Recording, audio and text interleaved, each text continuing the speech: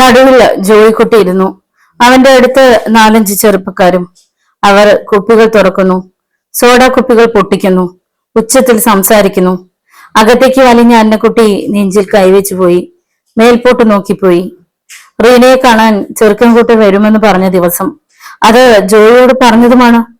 രാവിലെ ഇറച്ചിയും മീനും ഒക്കെ വാങ്ങിക്കൊണ്ടുവന്നപ്പോഴും അതാണ് കരുതിയത്. അപ്പം ഉണ്ടാക്കിയിട്ടുണ്ട് അവർക്ക് കൊടുക്കാൻ, വിരുന്നുകാർക്കായി കൊണ്ടുവന്നതാണെന്നാ കരുതിയത്. പക്ഷെ ഇതോ, അവർ വരുമ്പോ കാണുന്ന പൂരം എന്തായിരിക്കും? പെണ്ണിന്റെ വീട്ടുതന്നെയിൽ കുടിസംഘം, കുടിച്ച നാവിൽ നിന്നും തെറി മാത്രം വരുന്ന തെമ്മാടി സംഘം. നയിക്കുന്നതോ പെൺകുട്ടിയുടെ ചേട്ടത്തിയുടെ ഭർത്താവ്. എന്റെ ഈശോയെ, ആലീസിന് അമ്മച്ചിയെ നോക്കാൻ പോലും കഴിയുന്നില്ല. ആലീസേ, അപ്പം ഇറച്ചിയും കൊണ്ടുപോടി. ജോയിക്കുട്ടിയുടെ മുഴങ്ങുന്ന സ്വരം ആലീസ് ആകെ വിറകൊണ്ടു. വിളമ്പിക്കൊണ്ട് ചെല്ലാനും ചെല്ലാതിരിക്കാനും വയ്യാതായി. അവൾ പതിയെ അമ്മയെ നോക്കി. ആലീസിന്റെ കണ്ണുകൾ തുളുമ്പുകയായിരുന്നു. അന്നക്കുട്ടിയുടെ കണ്ണുകൾ കവിഞ്ഞൊഴുകി തുടങ്ങിയിരുന്നു. ആലീസേ, പെട്ടെന്ന് ജോയിക്കുട്ടി അകത്തേക്ക് കയറി. കേട്ടില്ലടി ഞാൻ വിളിച്ചത്? എന്നെ പറ്റി ഇവിടെ അണ്ടുപോയ അണ്ണാനക്കോട്ട് എന്താന്ന് പറയടി? ജോയിക്കുട്ടിക്ക് ദേഷ്യം കയറുകയാണ്. അവൻ ആലിസിന്റെ തലക്കിട്ടൊരു തട്ടുകൊടുത്തു. അന്നക്കുട്ടി വല്ലാതെ ഭയപ്പെട്ടു. ജോയിക്കുട്ടി, ഞാൻ എന്നോട് പറഞ്ഞതല്ലേ ഇന്ന് റീനെ കാണാൻ ചെറുക്കൻകുട്ടി വരുമെന്ന്? ശബ്ദം താഴ്ത്തി അവർ ചോദിച്ചു. അതിനെന്നെ വേണം ഇപ്പോ? നീ കൂട്ടുകാരി മൊത്തം ഇങ്ങനെ തിണ്ണമേലിരുന്ന് ഈ പണി കാട്ടിയാല് വരുന്നവര്? അപ്പോൾ ബോധ്യമായ മട്ടിൽ ജോയിക്കുട്ടി പറഞ്ഞു. ശരി അമ്മച്ചി, ഞാനതങ്ങ് ഓർത്തില്ല. അല്ല, ഞാൻ ഈ കാര്യം മറന്നുപോയി എന്ന് വെച്ചോ. അവരെപ്പോഴാ വരുന്നത്? എപ്പോഴാന്ന് പറഞ്ഞില്ലായിരുന്നു? അത് ശരി, ഒരുത്തം വരുമെന്ന് പറഞ്ഞ് വൈകുന്നത് വരെ കാത്തിരിക്കാൻ പറ്റുമോ? ഉച്ചയ്ക്ക് മുമ്പ് വരുമായിരിക്കും, അന്നക്കുട്ടി പറഞ്ഞു. എന്നാല് വേഗം അപ്പം ഇറച്ചിയെടുക്ക്. പെട്ടെന്ന് ഞാൻ അവരെ പറഞ്ഞു വിട്ടേക്കാം. എന്താ? അന്നക്കുട്ടി അപ്പം ഇറച്ചിയെടുത്തു. മീൻ പൊരിച്ചതും കൊടുത്തു. പെട്ടെന്ന് പോയിക്കോട്ടെ എന്ന് കരുതി. ജോയിക്കുട്ടി അതുമായി വരാന്തയിലെത്തി. പക്ഷെ പെട്ടെന്ന് കഴിച്ചിട്ട് പോവുകയായിരുന്നില്ല വന്നവരുടെ ലക്ഷ്യം. അവരെ പെട്ടെന്ന് പറഞ്ഞു വിടുകയായിരുന്നില്ല ജോയിക്കുട്ടിയുടെ ലക്ഷ്യവും. പറഞ്ഞതവൻ മറന്നു. നടക്കേണ്ടുന്ന കാര്യവും മറന്നു. കുടിയും തീറ്റയും നടക്കുന്നതിനിടയിൽ ചിലർ കഥ പറഞ്ഞു, രാഷ്ട്രീയം പറഞ്ഞു, പാട്ടുപാടി, കാർക്കിച്ചു തുപ്പി, സമൂഹത്തിൽ തെറി പറഞ്ഞു. ബ്രിട്ടീഷുകാർ ഇന്ത്യ കൈയടക്കിയതിന് പഴിച്ചു. അവരെ ഇവിടെ നിന്ന് ഓടിച്ച ഗാന്ധിജിയെ പഴിച്ചു. പഞ്ചവത്സര പദവിയെ കുറ്റപ്പെടുത്തി. ഒടുവിൽ ലോകബാങ്കിൽ നിന്ന് ഇന്ത്യ കടം കൊള്ളുന്നതിനെതിരെ വരെയായി ചർച്ച. ചൂടേറിയ വാഗ്വാദം. ചർച്ച ഇത്രത്തോളം എത്തിയപ്പോൾ ചങ്കിടിപ്പോടെ അന്നക്കുട്ടി കണ്ടു. പടി കയറി വരുന്ന കുര്യച്ചൻ, അയാൾക്ക് പിന്നിൽ 2 ചെറുപ്പക്കാർ. ഇത്തിരി മുമ്പോട്ട് വന്നതും അവർ നിന്നു. വീട് തെറ്റിപ്പോയോ എന്ന മട്ടിൽ. പിന്നെ അവർ വരാന്തയിലേക്ക് നോക്കി. ജോയിക്കുട്ടി എണീറ്റു. എടാ എണീരടാ, എല്ലാവനും മതിയടാ. തിന്നതും കുടിച്ചതും ഒക്കെ മതി. ഇനി അടുത്ത ആഴ്ച ആകട്ടെ. ഇപ്പൊ മതി. ദേ, കൊള്ളാവുന്ന ആൾക്കാർ വന്നത് കണ്ടോ? ഞങ്ങള് റീനയെ കാണാൻ വന്നതാ. ഇപ്പൊ പോകട്ടെ. അവൻ ധൃതി കാട്ടി.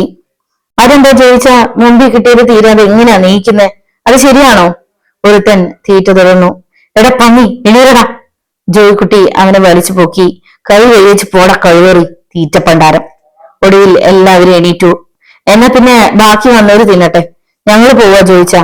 അവർ വീഴ്ച മേയാതെയും പതിയെ പടി കടന്നിറങ്ങിപ്പോയി. ആലിസെ, വെക്കി നീ വരാണ്ട് വൃത്തിയാക്കടി. ആ, നിങ്ങൾ വന്ന വരയിൽ അങ്ങനെ നിൽക്കാതെ ഇങ്ങോട്ട് കയറിയിരി. ജോയിക്കുട്ടി മുറ്റത്തിരുന്നവർക്ക് സ്വാഗതമോദി ക്ഷണിച്ചു. മുറ്റത്തെത്തിയവരുടെ മുഖം ചുളിഞ്ഞു പോയിരുന്നു.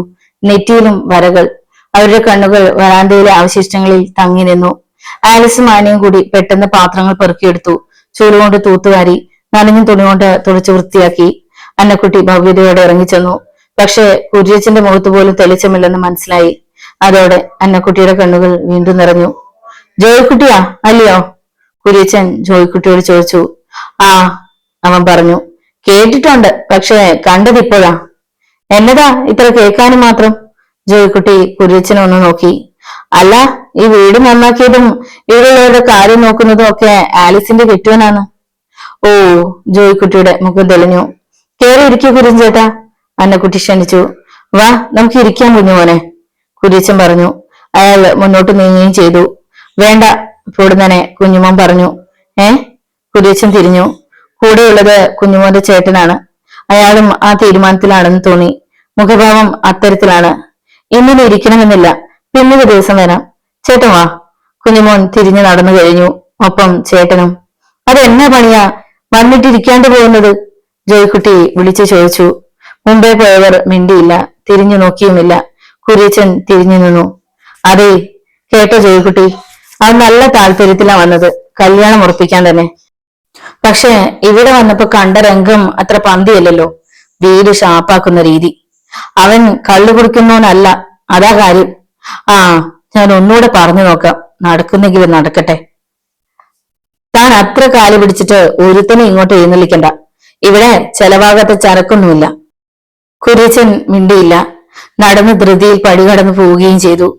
അല്ല പിന്നെ, ഇവൻ ആരേണ്ടിങ്ങ് ക്ഷണിച്ചോ? അവൻ കള്ളു കുടിക്കില്ല അത്രേ. ഉവ്വാ, ഒരു പുണ്യാളൻ, ഷാപ്പിൽ കൊണ്ടിരുത്തി കാണിച്ചു തരാം. ജോയ്ക്കുട്ടി, നീ ചെയ്തത് ഒട്ടും ശരിയായില്ല, അന്നക്കുട്ടി പറഞ്ഞു. ഏത്? അവൻ വെട്ടിത്തിരിഞ്ഞു. കൊള്ളാവുന്ന ആർക്കും ഇഷ്ടപ്പെടുന്ന കാര്യമല്ല ഇത്. കണ്ടവനെയൊക്കെ വിളിച്ച് വീട്ടിലിരുത്തി കുടിപ്പിക്കുകയും തെറി പറയിപ്പിക്കുകയും ഈ അയലോക്കം നടക്കുന്ന രീതിയിലാ. ഇന്നാള് ഞാൻ പറഞ്ഞതല്ലേ? ഓഹോ, വന്നവൻ അതുപോലെ പോയതിന് എന്റെ മെക്കിട്ട് വരികയാണോ? തുമ്മിയെ തെറിക്കുന്ന മൂക്കാണില് പോകട്ടെ എന്ന് വെക്കണം. ഇനി വരും കൊള്ളാവുന്ന ആണുങ്ങള്. വേണമെങ്കിൽ ജോയിക്കുട്ടി കൊണ്ടുവരും, അവനോട് പോകാൻ പറയും. മനുഷ്യരെ കണ്ടിട്ടില്ലാത്ത ചെറ്റ. അന്നക്കുട്ടി ശബ്ദിച്ചില്ല. അകത്ത് റീന മാത്രം വിങ്ങി പൊട്ടിക്കരഞ്ഞു. പിറ്റേന്ന് പണിക്ക് പോകും വഴി കുര്യച്ചൻ അന്നക്കുട്ടിയെ പിടികൂടി. ഏയ് തള്ളേ, നിങ്ങൾ എന്നാ പണിയാ കാട്ടിയത്? അന്നക്കുട്ടിക്ക് സങ്കടം പെരുകി. കൊള്ളാവുന്നവരും കൊണ്ട് വീട്ടിൽ കയറി വരുമ്പോഴാണോ കള്ളുകൂടിയും തെറി പറച്ചിലും? കുര്യച്ചന് വല്ലാതെ ദേഷ്യം വന്നു. കുഞ്ഞുമോന്റെ പ്രത്യേക താല്പര്യമായിരുന്നു ഇത്. ഒന്നും കിട്ടുകയില്ല എന്ന് പറഞ്ഞപ്പോ അവന്റെ വീട്ടുകാർക്ക് ഒട്ടും താല്പര്യമില്ലാതിരുന്നതാ. പിന്നെ അവന് ഇത് മതിയെന്ന് തീർത്തു പറഞ്ഞപ്പോ ആയിക്കോട്ടെ എന്ന് പറഞ്ഞു വന്നതാ. അന്നേരാ നിങ്ങളുടെ വീട്ടിലെ പൂരം. ദാണ്ട് നിങ്ങൾ ഇനി പെണ്ണിനോളം തൂക്കത്തിൽ പൊന്നു കൊടുത്താലും ആ പെണ്ണിനെ വേണ്ടാത്രേ. കൊള്ളാം, നിങ്ങൾ എന്നാ തന്നെയാ? അന്നക്കുട്ടി കരഞ്ഞുപോയി. കുര്യച്ചൻ വല്ലാതെയായി. അന്നക്കുട്ടി തോളിൽ കിടന്നിരുന്ന തോർത്തിന്റെ അറ്റം കൊണ്ട് മുഖം തുടച്ചു. എന്നെ പറയാനോ കുര്യൻ ചേട്ടാ, തിരുമിച്ചാകാൻ പറ്റുമായിരുന്നില്ല. ഞാൻ എത്ര പണ്ടേ അത് നടത്തിയേനെ. ദൈവം എനിക്ക് തന്ന കുരിശ, ഏറ്റവും വലിയ കുരിശ്. കുര്യച്ചൻ തുറച്ചു നോക്കി. ഞാൻ അവനോട് പറഞ്ഞതാ ഇന്നലെ നിങ്ങൾ വരുന്ന കാര്യം. പക്ഷെ കുര്യച്ചൻ ചേട്ടാ, പുറത്ത് പറയാൻ പറ്റത്തില്ല. എന്നാലും പറയാ, അവനാ വീട്ടുകാരൻ. അവന്റെ തോന്നിയാസമാ അവിടെ. മിണ്ടിപ്പോയാല് അവൻ പെണ്ണിനെ പിടിച്ചിട്ട് ചതയ്ക്കും. അതിന് ഞാൻ പെറ്റതല്ലേ? എന്റെ കൺമുമ്പിലിട്ട് ചതയ്ക്കുന്നത് കാണണ്ട. അതുകൊണ്ട് ഒന്നും മേല. മിക്കവാറും കുടിയും തീറ്റയും വീട്ടിലാ. കൂട്ടുകാരെയും വിളിക്കും. എതിരായിട്ട് മിണ്ടാൻ മേല. എന്നെ പറയാനാ? വെയിലിൽ കിടന്ന് പാമ്പിനെടുത്ത് ചുറ്റിയ പോലെ ആയിന്ന് പറഞ്ഞാ മതി. റീന പെണ്ണിനും കൂടെ ഒന്ന് പറഞ്ഞു വിട്ടാ മതിയെന്നാ എന്റെ പ്രാർത്ഥന. അത് കഴിഞ്ഞ് എന്നാ വേണേലും കാട്ടിക്കോട്ടെ, എന്റെ തലവിധിയാണെന്ന് കരുതാം. കുര്യച്ചൻ ആലോചിച്ചു. അന്നക്കുട്ടിയുടെ സങ്കടവും കണ്ണീരും കണ്ടപ്പോൾ അയാൾക്കും ബുദ്ധിമുട്ടായിപ്പോയി. ഞാൻ നോക്കട്ടെ അന്നക്കുട്ടി, വേറൊരെണ്ണം സംഘടിപ്പിക്കാമെന്ന്. അന്നക്കുട്ടി തലയാട്ടി. പിറ്റേ ആഴ്ച കുര്യച്ചൻ വീണ്ടും അന്നക്കുട്ടിയെ കണ്ടു. വേറൊരു പാർട്ടി വലയിൽ വീണിട്ടുണ്ട്. മുറുക്കാങ്കടക്കാരനാണ്. വീട്ടിൽ വലിയ വകയൊന്നുമില്ല. പ്രാരബ്ധക്കാരനുമാണ്. എന്നാലും വരാൻ അന്നക്കുട്ടി പറഞ്ഞു. ഞായറാഴ്ച വരാമെന്ന് കുര്യച്ചനെ സമ്മതിച്ചു. വിവരം വീണ്ടും അന്നക്കുട്ടി ജോയിക്കുട്ടിയോട് പറഞ്ഞു. ദൈവത്തെ ഓർത്ത് ജോയിക്കുട്ടി, ചെറുക്കം വന്ന് പോയി കഴിഞ്ഞിട്ട് നീ എന്നാ വേണേലും ചെയ്തോ. ജോയിക്കുട്ടി മിണ്ടിയില്ല. ഞായറാഴ്ച പുലർന്നു. ജോയിക്കുട്ടി വീട്ടിൽ തന്നെ ഉണ്ടായിരുന്നു. കുടിക്കാൻ പോയില്ല, കൂട്ടുകാരെ വിളിച്ചില്ല. അന്നക്കുട്ടിക്ക് ആശ്വാസമായി. ഒരനുഭവം കൊണ്ട് ജോയിക്കുട്ടിക്ക് മനസ്സിലായി കാണും കാര്യങ്ങൾ. ഉച്ചയ്ക്ക് മുമ്പ് പറഞ്ഞിരുന്നത് പോലെ കുര്യച്ചൻ വന്നു. ഒപ്പം ഒരു ചെറുപ്പക്കാരനും മധ്യവയസ്കനും. ചെറുപ്പക്കാരനാണ് പയ്യൻ, ആന്റണി. മധ്യവയസ്കനാണ് ചെറിയാച്ചൻ, ആന്റണിയുടെ അമ്മാച്ചൻ. ജോയ്ക്കുട്ടി ഹാർദമായി സ്വീകരിച്ചു. കുര്യച്ചൻ അന്നക്കുട്ടിയെ ഒന്ന് നോക്കി. നന്ദിപൂർവ്വം അവർ ചിരിച്ചു. ഇരുന്നു. കാപ്പിയും പലഹാരവും കൊടുത്തു. ആന്റണി റീനയെ കണ്ടു. തയ്യലിനെ കുറിച്ച് ചോദിച്ചു. എത്ര രൂപ ശമ്പളമായി കിട്ടുന്നുണ്ട് എന്ന് ചോദിച്ചു. പൊതുവെ ആന്റണിക്കും ചെറിയാച്ചനും തൃപ്തിയായി എന്ന് മുഖഭാവം കൊണ്ട് മനസ്സിലാക്കാം. കുര്യച്ചനും സന്തോഷമായി. എന്നാ പിന്നെ ഞങ്ങൾ ഇറങ്ങട്ടെ? ചെറിയാച്ചൻ യാത്ര ചോദിച്ചു.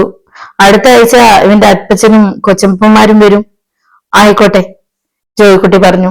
അതിന്റെ പിന്നത്തെ ആഴ്ച ഞങ്ങൾ അങ്ങോട്ട് വരാം. കാര്യങ്ങൾ അധികം നീട്ടണ്ട. അങ്ങനെ തന്നെ അവർ യാത്ര പറഞ്ഞു. അന്നക്കുട്ടിക്ക് രാജ്യം പിടിച്ചടക്കിയ സന്തോഷമായി. അവരെ യാത്ര അയക്കാൻ ജോയിക്കുട്ടി മുന്നോട്ട് നീങ്ങി. അവൻ പതിയെ ആന്റണിയുടെ കൂടെ നടന്നു. ലോഹ്യം ചോദിച്ചു. കുര്യച്ചനും ചെറിയാച്ചനും മുന്നേ നീങ്ങി. ആന്റണി ഭാഗ്യവാനെ കേട്ടോ, ജോയിക്കുട്ടി പറഞ്ഞു. ആന്റണി ചോദിച്ചു. നല്ല പെൺകുട്ടി റീന, പറയാതിരിക്കാൻ പറ്റത്തില്ല. നല്ല സ്നേഹമുള്ള ടൈപ്പാ. ആ, ആന്റണി ശരിവെച്ചു. ഞാൻ ഇവിടല്ലേ താമസം, അതുകൊണ്ട് കൃത്യമായിട്ട് അറിയാം. ഞാനും പിന്നെ അവരെ സ്വന്തം പോലെയാ കരുതുന്നത് എന്ന് കണ്ടോ. അവൾ എന്നാ പറഞ്ഞാലും ഞാൻ മേടിച്ചു കൊടുക്കും. അവൾ എന്നോട് അങ്ങനെയാണ് കണ്ടോ. ജോയിക്കുട്ടിയുടെ സ്വരത്തിൽ സ്നേഹം തിങ്ങി. ആന്റണി ചെവി കുറിപ്പിച്ചു, നെറ്റി ഒന്ന് ചുളിച്ചു. മൂത്തത് ഒരു വല്ലാത്ത ടൈപ്പാ. രോഗം പിടിച്ച ഒരു ഉണക്കല്. റീന അങ്ങനെയല്ല, ആർക്കും അവളെ ഇഷ്ടപ്പെടും. നല്ലൊരു ചെറുക്കനെ കൊണ്ട് അവളെ കെട്ടിച്ചു കൊടുക്കാമെന്ന് ഞാൻ അവളോട് വാക്ക് പറഞ്ഞിട്ടുണ്ട്. ഇവിടെ 2 പവന്റെ ഒരു മാല ഞാൻ മേടിച്ചു കൊടുത്തു, സാരി മേടിച്ചു കൊടുത്തു. അതിന്റെ സ്നേഹം അവൾക്കുണ്ട് കേട്ടോ. അല്ല, ആന്റണിക്കത് മനസ്സിലാകും. കെട്ടിക്കഴിയുമ്പോ റീനയ്ക്ക് ആന്റണിയെ നന്നായിട്ട് ഇഷ്ടപ്പെട്ടിട്ടുണ്ട്. മുഖം കണ്ടാൽ അറിയരുതോ. ജോയിക്കുട്ടി ചിരിച്ചു. ആന്റണി ചിരിച്ചില്ല. 3-ാം ദിവസം കുര്യച്ചൻ അന്നക്കുട്ടിയോട് പറഞ്ഞു, അവർക്ക് കല്യാണം വേണ്ടെന്ന്. അന്നക്കുട്ടി തളർന്നു. 3 പെണ്ണിനെയും ഒരുപോലെയാ നിങ്ങളുടെ മരുമം പൊറപ്പിക്കുന്നതെന്ന് ആരോ പറഞ്ഞത്രേ. കുര്യച്ചൻ പറഞ്ഞു. അന്നക്കുട്ടിക്ക് കനത്തൊരു ഷോക്കായിരുന്നു അത്. വീട്ടിൽ വന്ന് പറയുകയായിരുന്നു കുര്യച്ചൻ. അന്നക്കുട്ടി കണ്ണു മേയിച്ചപടി ഇരുന്നു പോയി ഏറെ നേരം. അമ്മച്ചി, അമ്മച്ചി, ആനി വിളിച്ചു. റീന വരുന്ന സമയമായില്ല. അന്നക്കുട്ടി വിളി കേട്ടില്ല. തൂണിമേൽ ചാരിയ പടി, കണ്ണുകൾ തുറച്ചപടി, ഒരേ ഇരിപ്പ്. ആനി കുറച്ച് വെള്ളവുമായി ഓടി വന്നു. കൈക്കുടമയിൽ വെള്ളം എടുത്തവൾ അമ്മച്ചിയുടെ മുഖത്ത് തളിച്ചു. അമ്മച്ചി, അമ്മച്ചി. ആനയുടെ സ്വരം പതറിപ്പോയി. വെള്ളം മുഖത്ത് വീണപ്പോ അന്നക്കുട്ടി തലയൊന്ന് കുടഞ്ഞ് മുന്നോട്ടാഞ്ഞിരുന്നു. അമ്മച്ചി, ഒന്ന് മിണ്ടിക്കേ, എന്തേലും പറഞ്ഞു അമ്മച്ചി. ആനി വീണ്ടും അന്നക്കുട്ടിയെ പിടിച്ചു കുലുക്കി. അവർ മെല്ലെ തലകുലുക്കി. ആംഗ്യം കാട്ടി വെള്ളം കുടിക്കണമെന്ന്. ആനി വെള്ളം പിടിച്ചു കൊടുത്തു. വെള്ളം കുടിച്ചു കഴിഞ്ഞതോടെ അന്നക്കുട്ടി ദീർഘമായി നിശ്വസിച്ചു. പക്ഷെ അപ്പോഴും ഷോക്കിൽ നിന്ന് മുക്തയാകാതെ നിൽക്കുകയായിരുന്നു ആലിസ്. 3 പെണ്ണിനെയും ഒരുപോലെ പൊറപ്പിക്കുന്നത് തന്റെ കെട്ടിയവനാണത്രേ. കഷ്ടം, താൻ ഒരുത്തി കാരണം. എത്താത്ത കൊമ്പിലേക്ക് എത്തി വലിഞ്ഞു കയറാൻ മോഹിച്ചു പോയതാണ് ഞാൻ. മഹാപാപിയാണ് താൻ. താൻ കാരണം അച്ചായൻ ഭ്രാന്താശുപത്രിയിൽ കിടന്ന് നരകിക്കുകയാവണം. ഇപ്പോ അനിയത്തിയുടെ വിവാഹം മുടങ്ങുന്നു. ഈ കുഞ്ഞു വീട്ടിലുണ്ടായിരുന്ന എല്ലാ സമാധാനവും നഷ്ടപ്പെട്ടിരിക്കുന്നു. എല്ലാത്തിനും കാരണം താൻ. തന്റെ ഭർത്താവ് ഒറ്റൊരുത്തൻ. അതിക്രമിച്ച് വീട് കയറിയിരിക്കുകയാണ് ആ മനുഷ്യൻ. അന്നക്കുട്ടിയുടെ വിഷമവും ഇരിപ്പും കണ്ടപ്പോ സത്യമായും ഇത് വന്ന് പറയേണ്ടിയിരുന്നില്ല എന്ന് തോന്നിപ്പോയി കുര്യച്ചന്. പക്ഷെ പറയാതിരുന്നാലോ, ഇവർ പ്രതീക്ഷിച്ചിരിക്കും കല്യാണം നടക്കുമെന്ന്. പക്ഷെ കഷ്ടം, പാവം സ്ത്രീ. നല്ല കാലത്ത് ഭർത്താവിന് ഭ്രാന്തായി. അന്ന് ഈ സ്ത്രീ എത്ര കഷ്ടപ്പെട്ടു. എന്നിട്ടും എത്ര കരുത്തോടെ പിടിച്ചു നിന്നു. പെൺമക്കളെ വളർത്തി. ആരും അവരെക്കുറിച്ച് ദോഷം പറയില്ല. ഭ്രാന്ത് പിടിച്ച ചങ്ങലയിൽ കിടന്നിട്ട് പോലും കെട്ടിയോനെ എത്ര കാര്യമായിട്ട് നോക്കിയ സ്ത്രീയാണിത്. അതാണ് കുര്യച്ചന് അവരോടുള്ള താല്പര്യവും. അതുകൊണ്ട് തന്നെ വല്ലാത്ത സഹതാപമാണ് അയാൾക്ക്. അന്നക്കുട്ടി വിഷമിക്കാണ്ടിരിക്കും. ഒടുവിൽ അയാൾ പറഞ്ഞു. 1-2 പേര് എന്തെങ്കിലും പറഞ്ഞു പോയി എന്ന് വെച്ചിട്ട് പെണ്ണെന്ന നിന്നു പോകാൻ പോവുകയാണോ? ആര് പറഞ്ഞാലും മുടങ്ങിയല്ലാത്ത ചെറുക്കന്മാരും ഉണ്ട്. ഞാൻ ഒരാശ തന്നു പോയതല്ലേ നിങ്ങൾക്ക്. ഞാൻ തന്നെ ഒരു ചെറുക്കനെ സംഘടിപ്പിച്ചു തരും. ആരെന്നാ പറഞ്ഞാലും ഏശികയില്ലാത്ത വിധത്തിൽ കാര്യങ്ങൾ കൈകാര്യം ചെയ്യാനും കുര്യച്ചൻ അറിയാം അന്നക്കുട്ടി. അന്നക്കുട്ടി കരയാൻ തുടങ്ങിയിരുന്നു. കരയുന്നതിനിടയിൽ അവർ പെറുക്കി പെറുക്കി പറഞ്ഞു. ജോയിക്കുട്ടി കള്ളു കുടിക്കും, ഒച്ച വയ്ക്കും, തോന്നിയാസം പറയും, കൂട്ടും കൂടി ഇവിടെ ഇരുന്ന് മൂക്കുമുട്ട കുടിച്ചിട്ടുമുണ്ട്. കുടിച്ചിട്ട് ആലീസിനെ കുതിരെ തല്ലാറുമുണ്ട്. എന്നാലും എന്റെ കുര്യച്ചൻ ചേട്ടാ, എന്റെ 3 മക്കളാണ് സത്യം. അവൻ ഇതുങ്ങളോട് അനാവശ്യത്തിന് വന്നിട്ടില്ല. റീനയോടും ആനിയോടും ഒരു അനാവശ്യ വാക്ക് പോലും വേണ്ടിയിട്ടില്ല. ഇതൊക്കെ വെറുതെ ദൈവത്തിന് നിരക്കായി പറയുക. അത് പിന്നെ എന്നോട് പ്രത്യേകം പറയണോ അന്നക്കുട്ടി? കുര്യച്ചൻ ചോദിച്ചു. എനിക്ക് ഇവിടുത്തെ പെൺപിള്ളേരെ അറിയരുതോ? നിങ്ങൾ അവരെ വളർത്തിയത് എങ്ങനെയാണെന്നും അറിയാം. അതല്ലേ ഞാൻ ഇതിൽ ഇടപെട്ടതും. നിങ്ങൾ വിഷമിക്കാണ്ടിരി. നിങ്ങൾ കാര്യം പറയുകയും ചെയ്താല് പെൺപിള്ളേർക്ക് എന്നതാ ഒരു സമാധാനം. അന്നക്കുട്ടിക്ക് അത് ശരിയാണെന്ന് തോന്നി. താൻ കരയുകയും സമനില വിടുകയും ചെയ്താൽ പിന്നെ തന്റെ മക്കളോ, അവർക്ക് എങ്ങനെ സമാധാനിക്കാൻ പറ്റും? അന്നക്കുട്ടി കണ്ണുകൾ തുടച്ചു. പിന്നെ തിരിഞ്ഞു നോക്കി. നിറമേഴുമായി ഒരേ ഇരിപ്പിരിക്കുകയാണ് ആലിസ്. ഭിത്തിയോട് ചേർന്ന് തല ചായ്ച്ചിരിക്കുന്നു. കാലുകൾ നീട്ടിവെച്ചിരിക്കുന്നു. വലിയ വയർ അവൾ മടിയിൽ താങ്ങി വെച്ചിരിക്കുകയാണെന്ന് തോന്നും. എത്ര ക്ഷീണിച്ചു അവൾ. കണ്ണുകൾ കുണ്ടിൽ താണിരിക്കുന്നത് പോലെ. കവിളില്ലുകളും തോളില്ലുകളും പൊങ്ങിയിരിക്കുന്നു. മുഖത്തെ ചൈതന്യം നശിച്ചു. ആകെ ഒരു പച്ച വയർ മാത്രമാണ്. എങ്ങനെ ഇരുന്ന പെണ്ണാണ്. എത്ര കഷ്ടപ്പെട്ടിട്ടായാലും തന്റെ മക്കൾ പട്ടിണി കിടന്നിട്ടില്ല, ക്ഷീണിച്ചിട്ടില്ല. കഴുത്തിൽ മിന്നു വീണതോടെ എല്ലാമായി. എല്ലാം എന്തിനു വേണ്ടിയായിരുന്നു? ഈ പെണ്ണിന് ഇങ്ങനെ ഒരു മംഗല്യഭാഗ്യം. കുര്യച്ചൻ കൊണ്ടുവന്ന രണ്ടാമത്തെ വിവാഹം മുടങ്ങിയെന്നറിഞ്ഞപ്പോ ജോയ്ക്കുട്ടിക്ക് സ്വർഗം പിടിച്ചടക്കിയ സന്തോഷം. റീന സ്വർണ്ണ കട്ടിയാണവൾ, അമൂല്യ രത്നമാണവൾ. അത് ഏതെങ്കിലും എംബോക്കിക്ക് വെറുതെ എങ്ങനെ കൊടുക്കാനോ? വയ്യ, ഒട്ടും വയ്യ. വിട്ടുകൊടുക്കാൻ ഒട്ടും മനസ്സില്ല. അതാ വിട്ടുകൊടുക്കണമെങ്കിലോ ഒന്ന് അടുക്കി പിടിച്ചിട്ട്, ഒന്ന് അനുഭവിച്ചിട്ട്, മതിയാവോളം കണ്ടിട്ട്, കൊതി തീരെ ഓമനിച്ചിട്ട്. അത് ജോയ്ക്കുട്ടിയുടെ ശബ്ദമാണ്. പക്ഷെ ആ ശബ്ദം ലംഘിച്ചു പോകാൻ പര്യാപ്തമായ വിധത്തിൽ കുര്യച്ചൻ വീണ്ടും കൊണ്ടുവന്നു റീനയ്ക്ക് വേണ്ടി ചെറുക്കനെ. മാത്യു. കുര്യച്ചന്റെ ഭാവിയിൽ ബന്ധമുള്ളവനാണ് പയ്യൻ. അവന്റെ വീട്ടിൽ കുര്യച്ചൻ പോയി. അന്നക്കുട്ടിയുടെയും പെൺമക്കളുടെയും ദൗർഭാഗ്യത്തിന്റെ കഥകൾ അവിടെ ഇരുന്ന് കുര്യച്ചൻ പറഞ്ഞു. പോയത് മറ്റൊരാവശ്യം പ്രമാണിച്ച്. കഥ പറഞ്ഞത് യാദൃശ്ചികമായി. പക്ഷെ മാത്യുവിന് വല്ലാത്തൊരു താല്പര്യം. അവനും പെണ്ണന്വേഷിച്ച് നടക്കുന്ന സമയമാണ്. ചേട്ടത്തിയുടെ ഭർത്താവിന്റെ ശല്യങ്ങളിൽ നിന്നും രക്ഷപ്പെടാൻ ആഗ്രഹിക്കുന്ന പെണ്ണ്. പാവപ്പെട്ട കുടുംബം. പെണ്ണ് പാവമാണെന്ന് കുര്യച്ചൻ ആണയിട്ട് പറഞ്ഞു. ആരോ മനഃപൂർവ്വം മുടക്കുന്നുണ്ട് കല്യാണം. അതാണ് പ്രശ്നം. കഥ കേട്ടു കഴിഞ്ഞപ്പോൾ മാത്യു പറഞ്ഞു, അതെ, അത് ആരാണെന്നാണ് കണ്ടുപിടിക്കേണ്ടത്. തെണ്ടികൾ മുടക്കാൻ നടക്കുന്നു. അതിലേറെ തെണ്ടികളാണ് അത് കേട്ട് വിശ്വസിക്കുന്നവര്. സത്യം തിരക്കി അറിയാൻ മെനക്കെടാത്ത പട്ടികള്. കുര്യച്ചന് ആകെ ദേഷ്യം പിടിച്ചു.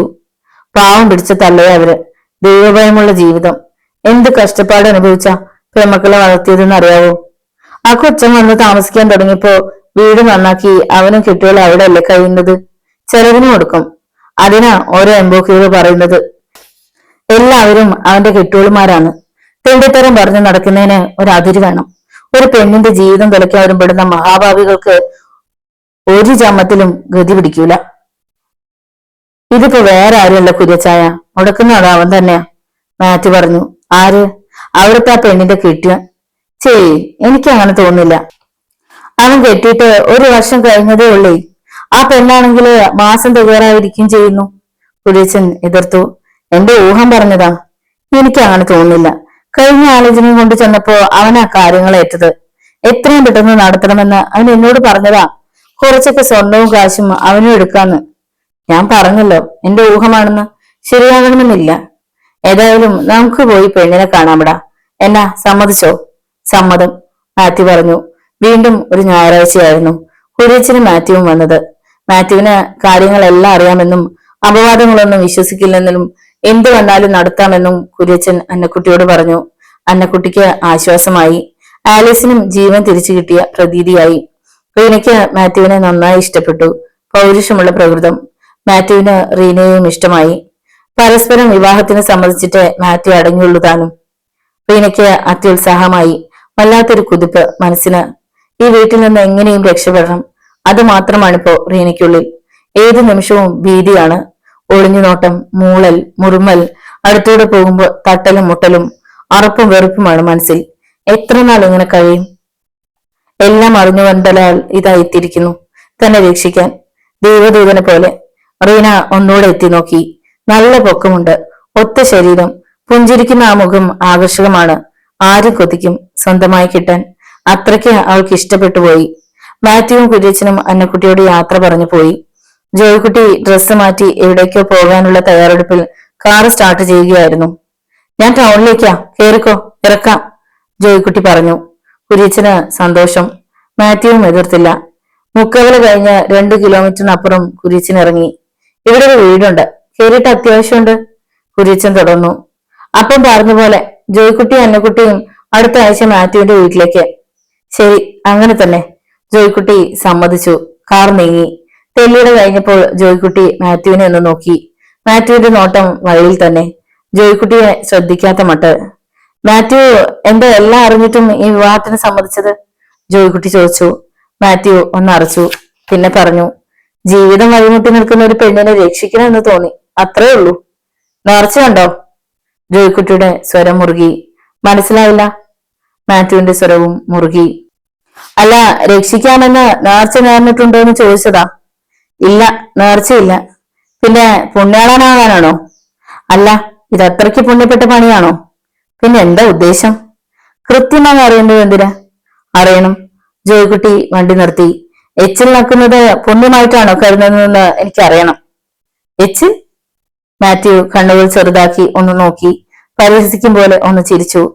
അതെ, ജോയ്ക്കുട്ടിയുടെ ദൃഢമായ സ്വരം. നിങ്ങളുടെ? മാത്യു എടുത്തു ചോദിച്ചു. ജോയ്ക്കുട്ടി മുഖം ചൊളിച്ച് വല്ലാതെ നോക്കി വികൃതമായി ചിരിച്ചു. തനിക്ക് സത്യം അറിയാം, പക്ഷേ ഞാനും എച്ചിലാണ്, അതുകൊണ്ട് അതിൽ എനിക്ക് വിഷമമില്ല. പക്ഷേ എനിക്ക് വിഷമമുണ്ട്. ജോയ്ക്കുട്ടി പല്ല് കടിച്ചു ഞെരിച്ചു. നീ ഇത് കണ്ടോ? ഇത് കാണിക്കാനാണ് ഞാൻ നിന്നെ കാറിൽ കയറ്റിയത്. ജോയ്ക്കുട്ടിയുടെ സ്വരം വല്ലാതെ അമർന്നിരുന്നു, ഒരു തരം അമറൽ പോലെ. മാത്യു കണ്ടു, ഒരടി നീളം വരുന്ന കത്തി. മാത്യു വല്ലാതെ ഒന്ന് കിടുങ്ങിപ്പോയി. നോക്ക്, മേലുകയും നോട്ടമില്ലാത്തവനാ ഞാൻ അവൾക്ക് വേണ്ടുന്നതെല്ലാം കൊടുക്കുന്നുണ്ട്.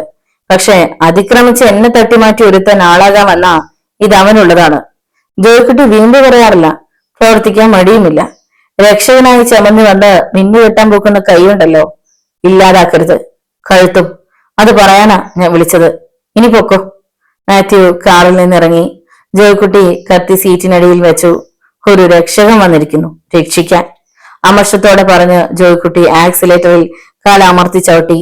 കാർ വെടിയുണ്ട പോലെ പാഞ്ഞുപോയി. കോൺട്രാക്ടർ ദത്തൻ ചീത്ത പറയുമെന്ന് കുര്യച്ചൻ അറിയാം.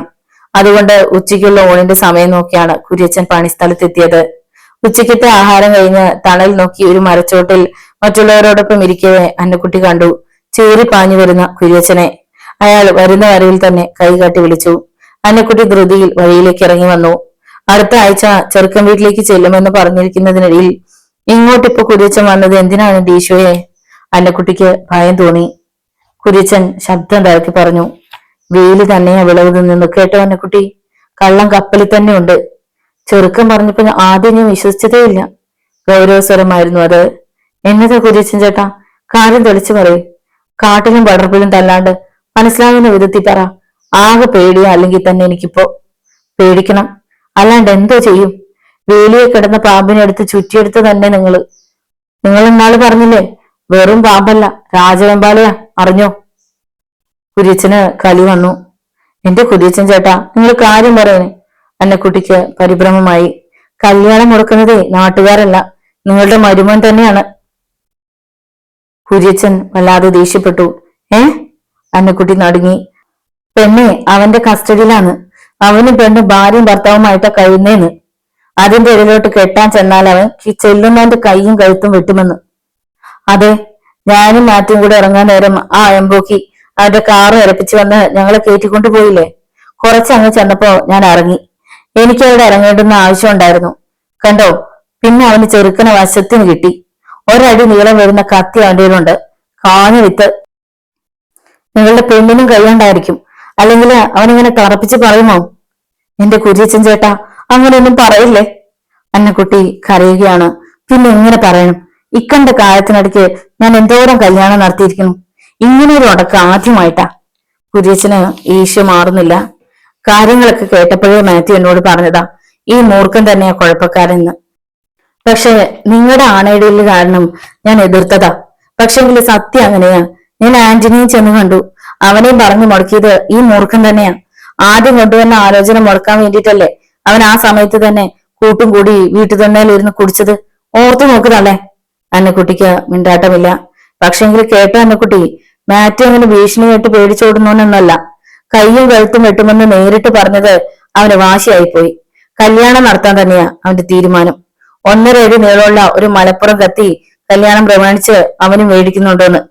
കൈ വെട്ടാൻ വരുന്നതിന്റെ ചങ്കില് കുത്തി കയറ്റിയിട്ട് ജയിലിൽ പോകാൻ മടിയില്ലാത്തവനവൻ. കല്യാണത്തിന് കത്തി കുത്തി കയറ്റി പോവുക. എവിടെ? ജയിലിലേക്ക്. പിന്നെ എന്തൊരു കല്യാണം? ജോയ്ക്കുട്ടിയുടെ സ്വഭാവം ഇതുവരെ കണ്ടറിഞ്ഞു വെച്ച് തന്നെ അന്നക്കുട്ടിക്ക് തീർച്ചയുണ്ട്. അവൻ പറഞ്ഞതുപോലെ ചെയ്യുന്നവനാണ്. കുത്തും കൊലപാതകവുമായി ഒരു കല്യാണം. കൊല്ലുന്നതാര്? റീനയെ കെട്ടാൻ വരുന്നവൻ. കൊല്ലപ്പെടുന്നതാര്? ആലിസിനെ കെട്ടിയവൻ. തിരിച്ചു വാങ്ങും. 2 പെമക്കളുടെയും ജീവിതം ഒന്നോടെ തകർക്കാൻ വേണ്ടി ഒരു വിവാഹമോ? അന്നക്കുട്ടിയുടെ കണ്ണുകൾ വിഴിഞ്ഞുപോയി. നിങ്ങളോട് ധൈര്യമായിട്ട് ഇരിക്കാൻ പറയാൻ മാത്യു എന്നോട് പറഞ്ഞു. കല്യാണം നടത്താൻ ഏർപ്പാടും ചെയ്തോളാൻ. ഒരു പൈസ പോലും അവന് വേണ്ട, പൊന്നും വേണ്ട. അവൻ നല്ല വാശിയില്ല കേട്ടോ. അവന് അത്ര മോശമൊന്നല്ലെന്ന്. നല്ല ഊറ്റനാ, നല്ല മണക്കെട്ടി ഉള്ളവനാ. നിങ്ങള് കല്യാണത്തിന് ഏർപ്പാട് ചെയ്തോ? വേണ്ട കുര്യച്ചൻ ചേട്ടാ, അന്നക്കുട്ടി പറഞ്ഞു. അവർ കുര്യച്ചനെ നോക്കി. വേണ്ട, ഈ കല്യാണം ഞങ്ങക്ക് വേണ്ട. നിങ്ങൾ എന്നാ തള്ളി പറയണത്?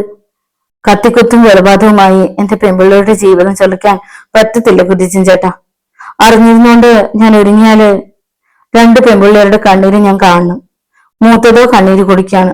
അക്കൂട്ടത്തിലേക്ക് ഇളവളെ കൂടി തള്ളിയുടെ മേലെ കുരിച്ചൻ ചേട്ടാ, ഞാൻ അവളെ പെറ്റവളായി പോയില്ലേ.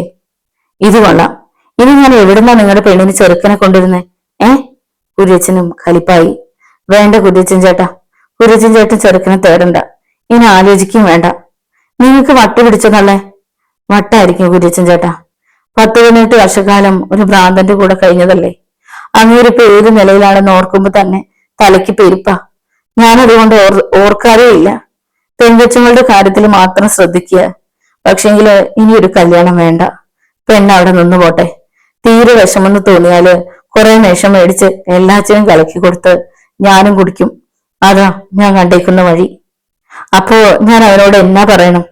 കുര്യച്ചൻ നെറ്റി ചുളിച്ചു. ആ ചെക്കൻ നല്ലോണായിരിക്കും. പക്ഷെ വേണ്ട. ചെക്കൻ വേറെ പെണ്ണന്വേഷിച്ചോളാൻ പറയും. അന്നക്കുട്ടി തീർത്തു പറഞ്ഞു. നിങ്ങൾക്ക് ഇതൊന്നല്ല, വേറെ ആരാണ്ട് കൂടെ വരാനിരിക്കുന്നു. വിനാശകാല വിപരീത ബുദ്ധി. കുര്യച്ചൻ ഈർഷ്യയോടെ നടന്നു. നടക്കുന്നതിനിടയിൽ തന്നെ പറഞ്ഞു, ഞാൻ കോഴൊടിച്ചിട്ടു. ഇനി നിങ്ങളുടെ വീട്ടിലേക്ക് ചെറുക്കനെ കൊണ്ട് ഞാനില്ല. ഒരുത്തമുണ്ടല്ലോ, എല്ലാറ്റിനും കൂടി അവൻ തന്നെ നോക്കട്ടെ. അതാ നല്ലത്. ചെലവും കുറഞ്ഞിരിക്കുമല്ലോ. അന്നക്കുട്ടിയുടെ നെഞ്ചിൽ ഈർച്ചവളായി വാക്കുകൾ തറഞ്ഞു കയറി മുറിവുണ്ടാക്കി. അവർ വല്ലാതെ വിമ്മിപ്പൊട്ടി. ഉച്ച കഴിഞ്ഞ് പണി ചെയ്യാൻ തീരെ വയ്യായിരുന്നു. ഇഴഞ്ഞും വലിഞ്ഞും അവർ മെറ്റൽ ചുമന്നു. വൈകുന്നേരമാക്കി. അവരുടെ മനസ്സിൽ പല ചിത്രങ്ങളുണ്ടായിരുന്നു. അവ മാറി മാറി തെളിഞ്ഞു വരുന്നു. ജോയ്ക്കുട്ടിയുടെ കാറിൽ വന്നിറങ്ങിയ റീന ഒരു സന്ധ്യയ്ക്ക് 1 പവൻ തികച്ചില്ലാത്ത മാലയും വില കുറഞ്ഞ സാരിയും ആലിസിന്, 2 പവന്റെ മാലയും വില കൂടിയ സാരിയും റീനയ്ക്ക്. പുറത്തേക്ക് പോകാൻ എന്ന് പഴി. ഭാര്യയ്ക്ക് വില കുറഞ്ഞതും ഭാര്യയുടെ അനുജത്തിക്ക് വില കൂടിയതും എങ്ങനെ കൂട്ടിയാലും ഉത്തരം ഒന്നാണ്. ഒന്ന്. അന്നക്കുട്ടിയുടെ മനസ്സാകെ പ്രക്ഷുബ്ധമായി. വല്ല വിധേനയും വീട്ടിലെത്തി. അവർ പതിവ് പോലെ മണ്ണും പൊടിയും പുരണ്ട ഡ്രസ്സ് മാറ്റിയില്ല, കുളിച്ചില്ല, കാപ്പി കുടിച്ചില്ല. ആലിസും ആനിയും കാര്യം ചോദിച്ചു. അവർ മിണ്ടിയില്ല. വരാന്തയിൽ ഒരേ ഇരിപ്പ് തന്നെ, കൽപ്രതിമ പോലെ. എന്തോ കാര്യമായത് സംഭവിച്ചിട്ടുണ്ടെന്ന് ആലീസിനും ആനിയും മനസ്സിലാക്കി. എന്താണത്? എന്തെങ്കിലും അമ്മച്ചി പറഞ്ഞിരുന്നെങ്കിൽ. ഉത്കണ്ഠ പെരുകിയ മനസ്സുമായി അന്നക്കുട്ടിക്കരികിൽ അവരിരുവരും നിന്നു. ഒരു കൊടുങ്കാറ്റിന്റെ ഹുങ്കാരവും ഉണ്ടായിരുന്നു അന്നക്കുട്ടിയുടെ തലച്ചോറിനുള്ളിൽ. സർവ്വചരാചരങ്ങളെയും തച്ചുടച്ച് നശിപ്പിക്കാൻ തക്ക ശക്തിയുള്ള കൊടുങ്കാറ്റ്. അടക്കി അടക്കി സൂക്ഷിച്ചങ്ങനെ ഇരിക്കവേ ഇരുട്ടുന്നതിന് മുമ്പ് വീട്ടിലെത്താനായി ധൃതിയിൽ നടന്നു വന്ന റീന മുറ്റത്തെത്തി. അന്നക്കുട്ടി അടക്കി വെച്ചിരുന്ന കൊടുങ്കാറ്റ് എല്ലാ ബന്ധനങ്ങളെയും പൊട്ടിച്ചെറിഞ്ഞ് ശക്തിയായി വീശി അടിച്ചു. ആ വീടിന്റെ അടിത്തറ പോലും ഇടകിയാടും വിധത്തിലുള്ള ശക്തിയുള്ള കാറ്റ്. അന്നക്കുട്ടി റീനയെ കടന്നു പിടിച്ചതും അടിച്ചതും ഒപ്പം കഴിഞ്ഞു. പിന്നെ ഇടിയുടെയും അടിയുടെയും പെരുമഴ തന്നെ പെയ്തു. അയ്യമ്മച്ചി, ഇതെന്താണ് ഈ കാട്ടുന്നത്? ഈ അമ്മച്ചിക്ക് എന്നാ കാര്യം? പറയമ്മച്ചി. ആലസും ആനയും ഇടപെട്ടു. കൊല്ലും ഞാൻ. മാറി നിൽക്കടി. എല്ലാറ്റിനെയും കൊല്ലും ഞാൻ. അരിഞ്ഞു എഴുത്തു ഞാൻ. എടി കാലം കെട്ട സന്തതി, നീ ഉണ്ടായതോടെ തന്തയുടെ സ്വബോധം പോലും പോയതോടി. നിന്നെ ഞാൻ കൊല്ലും. താഴേക്കിരുന്നു പോയ റീനയെ അന്നക്കുട്ടി കാലുയർത്തി ചവിട്ടി. വീണ്ടും വീണ്ടും റീന വീണുപോയി. വേദന സഹിക്കാനാവാതെ അവൾ ഉറക്കെ നിലവിളിച്ചു. എടി മിണ്ടരുത്, മിണ്ടരുതെന്ന്. നിന്നെ ഞാൻ കണ്ടിക്കും. റീനയുടെ കരച്ചിൽ കേട്ട് പലരും ഓടിയെത്തി. എന്നതാ അന്നക്കുട്ടി? എന്നതാ ആലീസ്? എന്നാത്തിനാ റീനക്കിട്ട് തല്ലുന്നേ? അവൾ എന്നാ ചെയ്തു? ആർക്കും മറുപടിയില്ല. അറിയാവുന്ന ഒരാളെ അക്കൂട്ടത്തിലുള്ളൂ, അന്നക്കുട്ടി. അവരത് പറയാൻ കൂട്ടാക്കിയില്ല. അകത്തേക്ക് കയറിപ്പോയി. റീന മണ്ണിൽ ചടഞ്ഞിരുന്ന് കരയുകയാണ്. അവളുടെ സാരിയും ബ്ലൗസും ഒക്കെ മണ്ണ് പുരണ്ടിരിക്കുന്നു. നീണ്ട ഇടുതൂർന്ന മുടിയിലും മണ്ണാണ്. ആരിൽ നിന്നും മറുപടിയില്ല. വന്നവർക്ക് അരിശമായി. ആഹാ, ഒറ്റ എണ്ണത്തിന്റെ വായിൽ നാക്കില്ല. പിന്നെ ഇവിടെ കൂട്ടവിളികള് കേട്ടതോ? അയലോക്കക്കാർക്ക് സ്വൈര്യമില്ലാതായി. അത് പറഞ്ഞാ മതി. പെൺപിള്ളേർ എന്നതൊക്കെയോ ഒപ്പിക്കുന്നെന്ന് ആർക്കറിയാം? അവർ പലതും പരസ്പരം പറഞ്ഞ് പിൻവലിഞ്ഞു. ആനയും ആലീസും ചെല്ലുമ്പോൾ അകത്തിരുന്ന് അന്നക്കുട്ടി മുള ചീന്തും പോലെ കരയുകയാണ്. അമ്മച്ചി. ആനി അമ്മച്ചിയുടെ അടുത്തിരുന്നു. അവളുടെ ജീവൻ പിടിച്ചു നിർത്തുന്നത് അമ്മച്ചിയുടെ കരങ്ങളാണ്.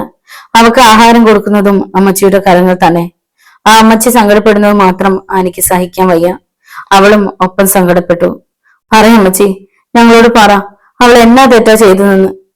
ഇങ്ങനെ അവളെ കൊല്ലാക്കൊല ചെയ്യാനും മാത്രം അവൾ എന്നാ ചെയ്തു? ഇനി എന്നാ ചെയ്യാനാ പെണ്ണെ? ഇനി എന്തിനാ ജീവിക്കുന്നേ? എനിക്ക് ചത്താ മതിയടി. അമ്മച്ചി കാര്യം പറയേ. കാലസന്തതി, അവൾ ഇത്രയ്ക്ക് പേയൊഴുകിയിരിക്കാന്ന് ആരറിഞ്ഞു? ഇവനും കൂടി മനസ്സ് വെച്ചിട്ടല്ലേ അവൻ ഇതൊക്കെ മുടക്കിയത്. അന്നക്കുട്ടിക്ക് സങ്കടം തീരുന്നില്ല. ആനി അന്താളിപ്പോടെ നോക്കി. ജോയിക്കുട്ടി, അവൻ ആ കല്യാണമൊക്കെ മുടക്കിയത് ഇവളെ കൂടി അവന് വേണമെന്ന്. കെട്ടാൻ വരുന്നവന്റെ കഴുത്തും കൈയും വെട്ടി നിൽക്കുന്നവൻ വരുന്നവരോടൊക്കെ പറഞ്ഞു വിടുക. ഇവളല്ല അതിന് കാരണം. കഴിവേർച്ചയെ കൊല്ലണ്ടേ? അവള് നോക്കിയിട്ട് വേറെ ആരെയും കിട്ടിയില്ലേ പ്രേമിക്കാൻ? ആലിസ് ഇടിവെട്ടിയതുപോലെ നിന്നുപോയി. ആ കുതിയച്ചേട്ടൻ വന്ന് പറഞ്ഞപ്പോ ഞാൻ ചത്തു മണിച്ചതുപോലെയായി. കൊല്ലും ഞാൻ. ഇതിനൊരു തീരുമാനം ഉണ്ടായില്ലെങ്കിൽ എല്ലാറ്റിനെയും കൊന്ന് ഞാനും ചാകും. എന്റെ പിതാവേ, നീ എനിക്ക് ഈ വിധിയാണല്ലോ തന്നത്. ഞാൻ ഇത്രയ്ക്ക് എന്ത് പാപം ചെയ്തിട്ടാ എന്നോട് ചെയ്ത് ചെയ്യുന്നേ? അന്നക്കുട്ടി നെഞ്ചു തലച്ച് കരഞ്ഞു. നടുങ്ങിപ്പോയിരുന്നു ആനയും. മുറിയിലേക്ക് മെല്ലെ കടന്നു വന്ന റീനയെ അവൾ പിടികൂടി. നേരാണോടി അമ്മച്ചി പറഞ്ഞത്? റീന മിണ്ടിയില്ല. എടി നേരാണോന്ന്? ആനി അവളുടെ കരണ താഞ്ഞടിച്ചു. ഒന്നല്ല പലവട്ടം. നിനക്ക് വേറെ ആരെയും കണ്ടില്ലടി? ഇത് കണ്ടോ നീ? അവളുടെ കോലം കണ്ടോ? അവളുടെ വയറ് കണ്ടോ? എന്നിട്ടും നീ ഈ പണി ചെയ്തത് എന്തിനാടി? റീന എന്നിട്ടും മിണ്ടിയില്ല. അവൾ കരച്ചിൽ നിർത്തി കഴിഞ്ഞിരുന്നു. ഒരക്ഷരവും മിണ്ടാതെ അവൾ മുറിയുടെ മൂലയിലേക്ക് നീങ്ങി കുത്തിയിരുന്നു. മുട്ടിമേൽ തല ചായച്ച് ഒരേ ഇരിപ്പ്. ആലിസ് ഭിത്തിമേൽ ചാരി ഒരേ നിൽപ്പ് നിൽക്കുകയാണ്. ശ്വാസം പോലും അവൾ കഴിക്കുന്നുണ്ടോ എന്ന് സംശയിക്കണം. അത്രയ്ക്ക് അനക്കമറ്റ്. പെണ്ണെ, നീ വിഷമിക്കണ്ട. ആരൊക്കെ തട്ടേ കയറി തുള്ളിയാലും ഇവിടെ അത് നടക്കാൻ പോണില്ല. ഞാൻ ജീവിച്ചിരിക്കെ. അവളെ ഞാൻ കൊന്നിട്ട് ജയിലിൽ പോകും. എന്നാലും നിന്റെ കെട്ടിയൻ ഇനി ഒരുത്തിക്ക് കൂടെ കെട്ടിയനാകട്ട. ഈ വീട്ടിൽ അത് നടപ്പില്ല, അന്നക്കുട്ടി പറഞ്ഞു. ആലിസ് കേട്ടില്ല, അനങ്ങിയുമില്ല. 8-9 മണിയായി. മുറ്റത്ത് കാർ വന്നപ്പോ ശബ്ദം കേട്ടപ്പോ അന്നക്കുട്ടി പിടഞ്ഞെണീറ്റു. വരാന്തയിലേക്ക് കാലെടുത്ത് വയ്ക്കുകയായിരുന്നു ജോയിക്കുട്ടി. പെട്ടെന്നായിരുന്നു അത്. ഊക്കോടെ ഒരു സ്വർണ്ണമാല അവന്റെ കാൽക്കലേക്ക് വലിച്ചെറിയപ്പെട്ടു. പിന്നാലെ ഒരു പട്ടുസാരിയും. റീനയ്ക്ക് അവൻ സമ്മാനിച്ച സാരിയും മാലയും. ജോയിക്കുട്ടി കത്തുന്ന കണ്ണുകളോടെ മുഖമുയർത്തി നോക്കി. ഒരു യുദ്ധത്തിന് തയ്യാറെടുത്തിട്ട് വന്നവണ്ണം അവന് മുമ്പിൽ തലയും ഉയർത്തിപ്പിടിച്ച് അവൾ നിന്നു. റീന, എന്താണിത്? ജോയിക്കുട്ടിയുടെ നോട്ടം റീനയിൽ തറച്ചു നിന്നു. കണ്ടില്ലേ, എനിക്ക് ആവശ്യമില്ല. ആർക്ക് വേണമെങ്കിലും കൊടുക്കാം, അല്ലെങ്കിൽ കത്തിച്ചു കളയാം. ജോയിക്കുട്ടി അവളെ ഒന്നുകൂടി തറപ്പിച്ചു നോക്കി. അവന്റെ കണ്ണുകളിൽ അഗ്നി ആളി പടർന്നു. ആ കണ്ണുകൾ റീനയ്ക്ക് പിന്നിൽ നിറഞ്ഞ 3 മുഖങ്ങൾ കൂടി കണ്ടു. ഉത്കണ്ഠയും വെറുപ്പും വേദനയും കൂടുകിട്ടി പാർക്കുന്ന 3 മുഖങ്ങൾ. എന്തോ തക്കതായി നടന്നിട്ടുണ്ട്. നല്ല കരുതൽ വേണ്ടിയിരിക്കുന്നു. ജോയിക്കുട്ടി ശബ്ദമുയർത്തി. എന്താടി ഇതിനർത്ഥം? എടി എന്ന് വിളിക്കുന്നത് ഭാര്യയെ മതി. റീന അക്ഷോഭ്യായി നിന്നു. റീനെ? ജോയിക്കുട്ടിക്ക് കൈത്തലം ധരിച്ചു. അതെ, എന്റെ പേരേതാണ്? റീന. ആലിസ് എന്നല്ല. നിങ്ങളെ എന്തെങ്കിലും ഇത്തിരിയെങ്കിലും ഈ വീട്ടിലുള്ള ആരെങ്കിലും സ്നേഹിച്ചിട്ടുണ്ടെങ്കിൽ അത് ആ പേരുകാരി ആലിസ് മാത്രമാണ്. ആലിസ് എന്ന പേരുകാരി. ആഹാ, നീ ഇത്രയ്ക്കായോ? ആയില്ലെന്ന് കരുതിയോ? നിങ്ങൾ എന്ത് കരുതി? ഈ വീട്ടിൽ അതിക്രമിച്ച് കയറി എന്ന് വെച്ച് ഇവിടെയുള്ള പെണ്ണുങ്ങളെല്ലാം നിങ്ങളുടെ പാദസേവ ചെയ്യണമെന്നോ? എനിക്ക് നിങ്ങളെ കാണുന്നത് തന്നെ അറപ്പും വെറുപ്പുമാണ്. എന്നെ വലയിലാക്കാൻ നിങ്ങൾ ഏറെ പരിശ്രമിച്ചു. അതിനുവേണ്ടി കൊണ്ടുവന്ന പാരിതോഷികങ്ങളാണ് ഇത്, അല്ലേ? ഇതിന്റെ പേരും പറഞ്ഞ് നിങ്ങൾ എനിക്ക് വരുന്ന കല്യാണങ്ങൾ മുടക്കിയില്ലേ? ഇനി എന്റെ പട്ടിക്കും വേണ്ടത്. ഞാൻ എനിക്ക് ഇഷ്ടമുള്ളവനെ വിവാഹം ചെയ്യും. കഴുത്തും കൈയും പോയിട്ട് ഒരു മുടിനായുടെ മുഴിക്കാൻ ചൂണയുണ്ടെങ്കിൽ മുറിക്ക്. ബോംബ് പൊട്ടിയെന്ന് ജോയിക്കുട്ടി മനസ്സിലാക്കി. എല്ലാ കാര്യങ്ങളും എല്ലാവരും അറിഞ്ഞിരിക്കുന്നു. ആകെ മുങ്ങിയാൽ പിന്നെന്ത് കുളിര്. ഓഹോ, നീ അത്രയ്ക്ക് അങ്ങ് വളർന്നു പോയോ? എന്താ സംശയം? നാണം കെട്ടവൻ. തുണി മാറുന്നിടത്തും കുളിക്കുന്നിടത്തും എത്തി നോക്കുന്നത്ര വൃത്തികെട്ടവൻ. റീന വെട്ടിത്തിരിഞ്ഞു. നില്ലേരി അവിടെ. ജോയിക്കുട്ടി അവളുടെ കയ്യിൽ കടന്നു പിടിച്ചു. വിടാൻ. റീനയ്ക്ക് ഒരാനയുടെ കരുത്തുണ്ടെന്ന് തോന്നി. അവൾ കുതറി മാറി. ഇത് എടുത്തോണ്ട് പോടി. ജോയിക്കുട്ടി മൂർഖൻ ചീറ്റുന്ന പോലെ ചീതറി. എടി, നിന്നോടാ പറഞ്ഞത് ഇത് എടുക്കാൻ. വേണ്ട, അധികാരം എന്റെ അടുത്ത് വേണ്ട. ഞാൻ നമ്മുടെ കെട്ടിയോളല്ല. റീന കിതപ്പോടെ വിരൽ ചൂണ്ടി. ഞാൻ നിങ്ങളുടേതാ അല്ലേ? എന്നു മുതല്? ഞാൻ നമ്മുടെ കെട്ടിയോളായിട്ട് കഴിയുന്നതല്ലേ? എന്നു മുതല്? ഈ ജന്മം കെട്ടാതെ നിന്നു പോയാലും നിങ്ങളുടെ ഭാര്യ പദവി എനിക്ക് വേണ്ട. നിങ്ങളുടെ ഭാര്യ എന്ന പദവിയേക്കാൾ നല്ലത് ഏതെങ്കിലും മൃഗത്തിന്റെ ചവിട്ട് കൊണ്ട് മരിക്കുന്നതാണ്. റീനെ, നിന്നോടാ പറഞ്ഞത് ഇതെടുക്കാൻ.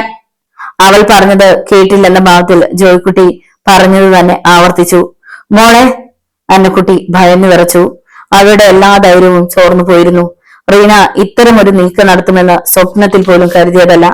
തനിക്കും തിടുക്കപ്പെട്ടിട്ട് കാര്യം ചോദിച്ച് മനസ്സിലാക്കുന്നതിന് പകരം അവളെ കണ്ടമാനം ഉപദ്രവിച്ചു. വായിൽ വന്നതെല്ലാം പറഞ്ഞു. അവൾക്കും മനസ്സറിവുണ്ടെന്ന് ധരിച്ചുപോയി. അവിടെയായിരുന്നു താനും തകരാറും. അവൾ ഇത്ര വീറും വാശിയും കാട്ടുന്നതും അതുകൊണ്ട് തന്നെയാണ്. ജോയിക്കുട്ടി തനി കാടനാണ്. അവൻ എന്തു ചെയ്യുമെന്ന് മുൻകൂട്ടി പറയാൻ വയ്യ. അതുകൊണ്ട് അന്നക്കുട്ടി പറഞ്ഞു, റീനെ, നീ അത് എടുത്തോ, എന്റെ പട്ടിക്ക് വേണം അതിനി. റീനയ്ക്ക് വാശിയായിരുന്നു. എടി, നിന്നോട് ഞാനാ പറയുന്നത്, ഒരിക്കലൂടെ പറയുക, ഇതിവിടെ വന്ന് എടുക്കടി, എടി എടുക്കാൻ. ആകെ ജ്വലിച്ചു കത്തുന്ന ജോയിക്കുട്ടി അലറി. ആനയും റീനയെ ഒന്ന് തോണ്ടി. അതെടുക്കണം എന്ന സംജ്ഞ പോലെ. പക്ഷെ ജോയിക്കുട്ടിയേക്കാൾ ജ്വലിച്ചാണ് റീന നിൽക്കുന്നത്. അവനേക്കാൾ ഉച്ചത്തിൽ അലറണമെന്നുണ്ട് അവൾക്ക്. അത്രയ്ക്ക് അപമാനവും വേദനയുമാണ് അവൾ സന്ധ്യയ്ക്ക് സഹിച്ചത്. ഒരിക്കലും നുള്ളി നോക്കാത്ത അന്നക്കുട്ടി അവളെ തല്ലി ഉരുട്ടിക്കളഞ്ഞു. ഒന്നുറക്കെ സംസാരിച്ചിട്ട് പോലുമില്ലാത്ത ആലി ചേച്ചി ഇരുകരണത്തും ആഞ്ഞാഞ്ഞടിച്ചു. അതിലൊക്കെ വേദനിച്ചത് ആലി ചേച്ചിയുടെ ഒരു നോട്ടത്തിലാണ്, മൗനത്തിലാണ്. ഇല്ല, ഇനി പിന്നോട്ട് ഒരിക്കലും വയ്ക്കില്ല. മുമ്പോട്ട് വെച്ചകാൽ മുമ്പിൽ തന്നെ, ഇനിയും മുമ്പോട്ട് തന്നെ റീന പോകും. അതുകൊണ്ട് ആരുടെയും സംജ്ഞയെ അവൾ വകവെച്ചില്ല. ജോയിക്കുട്ടിയുടെ അതേ ശബ്ദത്തിൽ അവൾ തിരിച്ചടിച്ചു, ഇല്ല, ഇനി ഞാൻ അത് എടുക്കണമെങ്കിൽ കറിയായുടെ മകളായി റീന എന്നൊരുത്തി വീണ്ടും ജനിക്കണം. ആ തോൽവി ജോയിക്കുട്ടിയുടെ അഭിമാനത്തിനേറ്റ അടിയായിരുന്നു. വല്ലാത്ത തോൽവി. ഇന്നോളം ആരും അവനോട് ഇത്ര ഉച്ചത്തിൽ ഇത്ര ശക്തിയായി തിരിച്ചടിച്ചിട്ടില്ല. അതും ഒരു പെണ്ണ്. സ്വന്തം അമ്മച്ചി പോലും അവൻ പറഞ്ഞത് അനുസരിച്ചിട്ടേ ഉള്ളൂ. അനിയന്റെ ഭാര്യയെ പോലും അനുസരണയില്ലായ്മയ്ക്ക് തല്ലിയവനാണ് ജോയിക്കുട്ടി. പക്ഷെ തന്റെ ചെലവിൽ കിടക്കുന്ന ഒരുവൾ ഇത്ര കറതൂർന്ന ധിക്കാരം കാട്ടിയപ്പോൾ അവനത് സഹിക്കാവുന്നതിന്റെ അപ്പുറമായിരുന്നു. പാഞ്ഞവൻ മുറ്റത്തേക്കിറങ്ങി. എന്താണ് അവന്റെ ഉന്നമെന്നറിയാതെ അന്നക്കുട്ടി ഉൾപ്പെടെയുള്ളവർ വല്ലാതെ വിരണ്ടുപോയി. റീനയ്ക്ക് പക്ഷെ കൂസലൊന്നും ഉണ്ടായില്ല. എന്തു തന്നെ ആയാലും നേരിടാനായിരുന്നു അവളുടെ നിലപാട്. ഇതിലപ്പുറം അവൾക്കിനി എന്താണ് സംഭവിക്കാനുള്ളത്? ജീവിതം ഇവിടെ വഴിമുട്ടി നിൽക്കുന്നു. എല്ലാം കൊണ്ട് ജീവിക്കണോ മരിക്കണോ? ജീവിക്കുന്നെങ്കിൽ എങ്ങനെ വേണം, മരിക്കുന്നെങ്കിൽ എങ്ങനെയായിരിക്കണം? ഈ രണ്ട് ചിന്തകളിൽ മാത്രം പെട്ട് ഉഴറി നിൽക്കുകയാണ് അവളുടെ മനസ്സ്. അവിടേക്ക് മറ്റൊന്നും ഏശുകയില്ല, ഒന്നും. അതുകൊണ്ട് കൂസാതെ അവൾ നിന്നു. മുറ്റത്തേക്ക് ഇറങ്ങിയ ജോയിക്കുട്ടി പാഞ്ഞു തന്നെ തിരികെ വന്നു. വരുമ്പോൾ അവന്റെ കയ്യിൽ സാമാന്യം വലിയൊരു കരിങ്കല്ലുണ്ടായിരുന്നു. മുറ്റത്തിനപ്പുറത്ത് എന്നും അവൻ കാറിന് അടവച്ചിരുന്ന കല്ലാണത്. എന്താണ് അവന്റെ ലക്ഷ്യമെന്ന് മനസ്സിലാകാതിരുന്നത് കൊണ്ട് പെണ്ണുകൾ ചാടി മുറിക്കുള്ളിൽ കയറി വാതിൽ വലിച്ചടച്ചു. ആ കല്ലുകൊണ്ട് റീനയുടെ തലയ്ക്ക് ആഞ്ഞൊരു ഇടി കൊടുത്താലോ? അതായിരുന്നു അവരുടെ ഭയം. പക്ഷെ ജോയിക്കുട്ടി ചെയ്തത് അതായിരുന്നില്ല. താഴെ അവനെ അവഹേളിച്ചുകൊണ്ട് ഒരു ചോദ്യചിഹ്നം പോലെ കിടക്കുന്നിരുന്ന മാല അവൻ കാലുകൊണ്ട് തട്ടി നീക്കി. തന്റെ പൗരുഷിച്ച് ചോദ്യം ചെയ്തുകൊണ്ട് അതിപ്പോഴും കിടക്കുന്നു. ജോയിക്കുട്ടി കരിങ്കല്ലുയർത്തി. എന്നിട്ട് അതുകൊണ്ട് സിമന്റ് തറയിൽ കിടക്കുന്ന ആ മാലയുടെ മേൽ ആഞ്ഞിടിച്ചു. ഇടികൊണ്ട ഭാഗം ചളുങ്ങി. വീണ്ടും ഇടി വീണു. ഓരോ ഇടിക്കും മാല ചളുങ്ങി, രൂപം മാറി. അതോടൊപ്പം ഇടികൊള്ളുന്ന സിമന്റ് തറയെ അത്രയും പൊടിഞ്ഞ് കീറി അടർന്നു. ജോയിക്കുട്ടിക്ക് സ്വബോധം നഷ്ടപ്പെട്ടിരുന്നു. ഒരു തരം ഭ്രാന്താവസ്ഥ. ആ മാലയവൻ ഇടിച്ച് ചളുക്കി ഒരു ഉണ്ടയാക്കി എടുത്തു. പിന്നെ അത് മുറ്റത്തേക്ക് തൊഴിച്ചെറിഞ്ഞു. ഇരുട്ടിൽ എവിടെയോ അത് മണ്ണിൽ പൊതിഞ്ഞു വീണു. ജോയിക്കുട്ടിക്ക് കലി വർദ്ധിക്കുകയാണ് ചെയ്തത്. അവൻ വരാന്തയുടെ അവിടെയും ഇവിടെയും ഒക്കെ കരിങ്കല്ലുകൊണ്ട് ആഞ്ഞാഞ്ഞടിച്ചു. ഇടികൊള്ളുന്ന ഭാഗങ്ങളൊക്കെ പൊട്ടിയടർന്നു. വെറും പരിക്കും കൊണ്ട് തേച്ച തറ, സിമെന്റ് ഇട്ടിട്ട് മിനുസപ്പെടുത്തിയിട്ട് പോലുമില്ല. അത് പൊട്ടിപ്പോകാൻ അത്ര വലിയ ആയാസപ്പെട്ട ഇടിയുടെ ആവശ്യവുമില്ല. പക്ഷെ ജോയിക്കുട്ടിക്ക് കലി അടങ്ങുന്നില്ല. കുറേയേറെ ഇടിച്ചു പൊളിച്ചു. പിന്നെ ആ കല്ലുകൊണ്ട് തൂണിനിട്ടായി പ്രയോഗം. അത് കഴിഞ്ഞ് ഭിത്തിമേൽ സിമെന്റ് അടർന്നു വീഴുന്നു എന്ന് മാത്രമല്ല, ആ വീടാകെ കുലുങ്ങുകയാണ്. അടിത്തറ പോലും ഇളകണം എന്ന മട്ടിലാണ് ഇടി. എന്നോ കറിയുടെ നല്ല കാലത്ത് വെട്ടുകല്ലും കൊണ്ട് തീർത്ത വീടാണിത്. ജോയിക്കുട്ടിയുടെ ഭ്രാന്തിനെ ചെറുത്തു നിൽക്കാനുള്ള കരുത്ത് ആ ഭിത്തിക്കുണ്ടോ? അകത്ത് പെണ്ണുങ്ങൾ പരസ്പരം നോക്കി പകച്ചു നിന്നു. നീയാണ് ഇതിനൊക്കെ കാരണക്കാരി, അന്നക്കുട്ടി റീനയെ നോക്കി പറഞ്ഞുപോയി. ഞാൻ എന്നാ പ്രായശ്ചിത്തം ചെയ്യണം? ചത്തു തരണോ? റീന ചോദിച്ചു. അന്നക്കുട്ടിക്ക് മിണ്ടാൻ വയ്യാതായി. ഞാൻ എന്ത് തെറ്റാ ചെയ്തത്? റീന ചോദിച്ചു. അമ്മച്ചി പറയും, ഞാൻ എന്ത് ചെയ്തിട്ടാ അമ്മച്ചി ആക്കണ്ട ചെയ്തത്? ഓടിക്കൂടിയവരൊക്കെ എന്താ പറഞ്ഞേച്ചു പോയത് എന്ന് അമ്മച്ചി കേട്ടോ? എനിക്ക് എന്ത് പറയാനുണ്ട് എന്ന് അമ്മച്ചി എന്താ ചോദിക്കാത്തത്? ആരെയും പറയുന്നത് മാത്രമാണ് ശരി. ഞാൻ ജനിച്ചുപോയി, എന്റെ തെറ്റാണോ? വളർന്നുപോയി, എന്റെ തെറ്റാണോ? നീ അത് അവന്റെ മുമ്പിലേക്ക് എറിഞ്ഞത് എന്തിനാ? അവന്റെ സ്വഭാവം അറിയത്തില്ലേ? അന്നക്കുട്ടി അങ്ങനെ തന്നെ ചോദിച്ചു. എനിക്കത് അറിയണ്ട. അത് തന്നപ്പോ തന്നെ വേണ്ടെന്ന് പറയാൻ ഞാൻ ഊങ്ങിയതാ. അന്നേരം ഞാൻ ഓർത്തു ഈ പുകിലുണ്ടാകുന്നു. പിന്നെ നിങ്ങളൊക്കെ ഓർത്തു. അതാ തെറ്റായി പോയത്. ഇതിന്റെ പേരിൽ അയാൾ എനിക്കിട്ടൊരു ചുക്ക് ഇനി ചെയ്യാൻ പറ്റത്തില്ല. അവനിതെല്ലാം ഇടിച്ചു പൊളിക്കുവാണല്ലോ കർത്താവേ. അന്നക്കുട്ടി നെഞ്ചിൽ കൈവച്ചു. ദൃഢമായ എന്തോ തീരുമാനമെടുത്തതുപോലെ ആലിസ് അടുക്കളയിലേക്ക് കയറി. തിരികെ വരുമ്പോ അവളുടെ കയ്യിലുണ്ടായിരുന്നു വെട്ടുകത്തി. ആനിയാണ് ആദ്യം കണ്ടത്. വെട്ടുകത്തിയുമായി ആലിസ് വാതിൽ തുറക്കുന്നു. ആലിസ്! ആനി വെട്ടുകത്തിക്ക് പിടുത്തമിട്ടു. അന്നക്കുട്ടിയും അതിനായി പിടിച്ചു. വാതിൽ തുറന്നു പോയിരുന്നു. ജോയ്ക്കുട്ടി ഇടിനിർത്തി തിരിഞ്ഞു നോക്കി. കണ്ടു വെട്ടുകത്തിയുമായി കുതിക്കുന്ന ആലിസിനെ, അതിനായി പിടിച്ചു വലിക്കുന്ന അന്നക്കുട്ടിയെ, ആനിയെ, തുറച്ചു നോക്കിയപടി നിൽക്കുന്ന റീനയെ. ജോയ്ക്കുട്ടി കല്ല് മുറ്റത്തേക്ക് ഇട്ടിട്ട് ഒരു നിമിഷം നിന്നു. അവൻ ആലിസിനെ തറച്ചു നോക്കി. അതോടെ ആലിസിന്റെ പിടി അയഞ്ഞു. വെട്ടുകത്തി ആനി പിടിച്ചെടുത്തു. അവൾ പിന്നോട്ട് മാറി. അന്നക്കുട്ടിയും ആലിസും മാത്രം മാറിയില്ല. അവൾക്ക് സഹിക്കാനാവാത്ത സങ്കടം വന്നു. വയറിന്മേൽ ഒന്ന് പൊത്തി പിടിച്ചിട്ട് അവൾ ഉറക്കെ കരഞ്ഞു. പൊട്ടി പൊളിഞ്ഞു കിടക്കുന്ന വരാന്തന്മേൽ തളർന്നിരുന്നു പോയി. ജോയ്ക്കുട്ടി അവളെ തുറച്ചു നോക്കിക്കൊണ്ട് ഒരു നിമിഷം കൂടി നിന്നു. അടുത്ത നിമിഷം അവൻ കണ്ടു, അവൾക്ക് മുമ്പിലാണ് റീന എറിഞ്ഞ പട്ടുസാരി ചുരുണ്ടു കിടക്കുന്നത്. അവൻ കുനിഞ്ഞ അത് എടുത്തു ഉയർത്തിപ്പിടിച്ചു. പിന്നെ തീപ്പെട്ടി ഉരച്ചു. ആ സാരിയുടെ അടിയിൽ പിടിപ്പിച്ചു. അത് കത്തിക്കയറിയപ്പോൾ ജോയ്ക്കുട്ടി ഉറക്കെ ചിരിച്ചു, ഭ്രാന്തനെ പോലെ. പിന്നെ അവൻ അമർന്ന സ്വരത്തിൽ ചോദിച്ചു, എന്നെ കൊല്ലാൻ നീ വെട്ടുകത്തി എടുത്തു അല്ലേടി, നന്ദി കെട്ട നായെ. പറഞ്ഞതും ആ കത്തി കാളുന്ന സാരി അവൻ ആലിസിന്റെ മേലേക്കിട്ടതും ഒപ്പം കഴിഞ്ഞു. ആ അമ്മേ! ആലിസ് പിടഞ്ഞെണീറ്റതും അത് തട്ടി എറിഞ്ഞു കളഞ്ഞു. മുറ്റത്ത് കിടക്കുന്ന ആ സാരി പന്തം പോലെ ആളിക്കത്തി. ആലിസിന്റെ കണ്ണുകൾ തുറിച്ചുന്തിപ്പോയി. മുഖത്തിന്റെ ഒരു വശം പൊള്ളിയിരിക്കുന്നു. മുടി കരിഞ്ഞ മണമുയർന്നു. നെറ്റിയിലും പൊള്ളലുണ്ട്. നീറ്റൽ കൊണ്ട് അവൾ പിടഞ്ഞു. മുമ്പിൽ അരങ്ങേറിയ രംഗം പതറാതെ നിന്നിരുന്ന റീനയെ പോലും പിടിച്ചു കുലുക്കി കളഞ്ഞു. ജോയ്ക്കുട്ടി ബലമായി ആലിസിനെ പിടികൂടി. നീ എന്നെ കൊല്ലാൻ നോക്കും അല്ലടി, നീ അത്രയ്ക്കായോ? പാലത്തുമ്പിലെ ജോയ്ക്കുട്ടിയെ വെട്ടാൻ കത്തിയെടുത്ത് നീ ജീവിച്ചിരിക്കണ്ടടി. അയ്യോ എടാ പെണ്ണിനോടെടാ! അന്നക്കുട്ടി അവനെ പിടിച്ചു മാറ്റാൻ നോക്കി. ആലിസ് കുതറി താഴേക്കിരുന്നു. ജോയ്ക്കുട്ടിക്ക് പക്ഷെ 10 ആനയുടെ ശക്തി ഉണ്ടായിരുന്നു. മൂവരെയും തട്ടി മാറ്റിയിട്ട് ഗർഭിണിയായ പെണ്ണിനെ അവൻ തറയിലൂടെ വലിച്ചഴച്ചു. അപ്പുറത്തെ മുറിയിലെത്തിച്ചു. വാതിലും അടച്ചു കുറ്റിയിട്ടു. ആലിസിന്റെ നിലവിളി അവൻ കേട്ടു. തുറന്നു കിടന്നിരുന്ന ജനാലക്കരികിലൂടെ കണ്ട കാഴ്ച ആ അമ്മയുടെയും സഹോദരിമാരുടെയും കരളിനെ കീറി മുറിക്കുന്നതായിരുന്നു. ജോയ്ക്കുട്ടി ആലിസിന്റെ പുറത്ത് ഞാൻ ഇടിക്കുകയാണ്. കൈ ചുരുട്ടിയുള്ള ഇടി. കൊല്ലും ഞാൻ, പൊട്ടിച്ചി! നീ എന്നെ കൊല്ലാൻ വെട്ടുകത്തി കൊണ്ട് വന്നിരിക്കുന്നോ? ആലിസ് വീണുപോയി. അവളുടെ മുടിയിൽ പിടിച്ചവൻ വലിച്ചു. കത്തിയത് കൊണ്ടാവും കുറേയേറെ മുടി പിഴുത് അവന്റെ കയ്യിൽ കിട്ടി.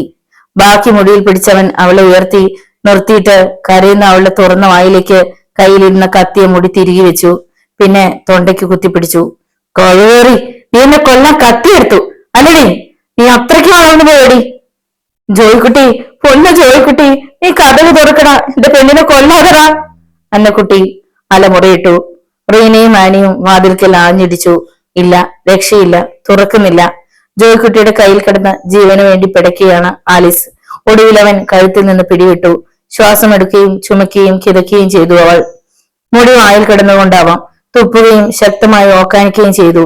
തുപ്പിയത് ജോയ്ക്കുട്ടിയുടെ മുഖത്ത് വീണു. അവൻ വീണ്ടും ക്രുദ്ധനായി. നീ തുപ്പുന്നോ? അതും എന്റെ മുഖത്ത്! കണത്ത് തിരിച്ചും മറിച്ചും അടി. ആലിസ് ആവശ്യമായി. ഇനി ഒരടി പോലും കൊള്ളാൻ വയ്യാത്തത്ര അവൾ തളർന്ന് അവൾ താഴെ ഇരുന്നു. അജയനായി അവൾക്ക് മുന്നിൽ നിൽക്കുന്ന ആരാച്ചാരെ രക്തമൊഴുകുന്ന കണ്ണുകളോടെ അവൾ നോക്കി. ദീനമായി കേണു. അവളുടെ മൂക്കിലൂടെ രക്തം വമിക്കുന്നുണ്ട്. കടവായിലൂടെ രക്തം വരുന്നുണ്ട്. നെറ്റിപൊട്ടി ചോര കിനിയുന്നുണ്ട്. കവിളത്ത് പൊള്ളിക്കൂടുന്ന ഭാഗത്തു നിന്ന് കറുത്ത തൊലി തെന്നി മാറിയിട്ട് വെളുത്ത മാംസമാണ് കാണുന്നത്. വെന്ത മാംസം. നീറ്റലുകൊണ്ട് അവൾ വല്ലാതെ പൊളഞ്ഞു. മുമ്പിൽ നിൽക്കുന്ന മനുഷ്യന്റെ കാലടികളിൽ അവൾ പിടിച്ചു. പിന്നെ മുഖമുയർത്തി കൈകൾ ഉയർത്തി കൂപ്പി തൊഴുതു.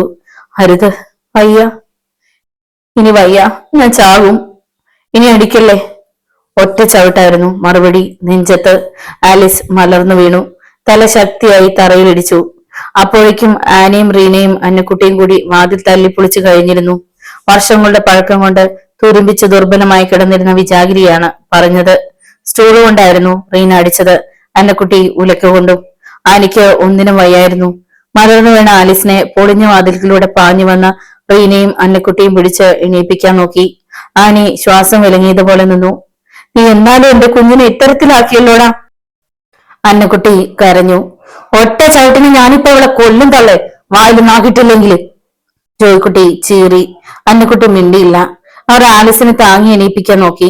അപ്പോഴേക്കും ശബ്ദവും ബഹളവും അലർച്ചയും ഒക്കെ കേട്ട് ആൾക്കാർ എത്തിക്കഴിഞ്ഞിരുന്നു.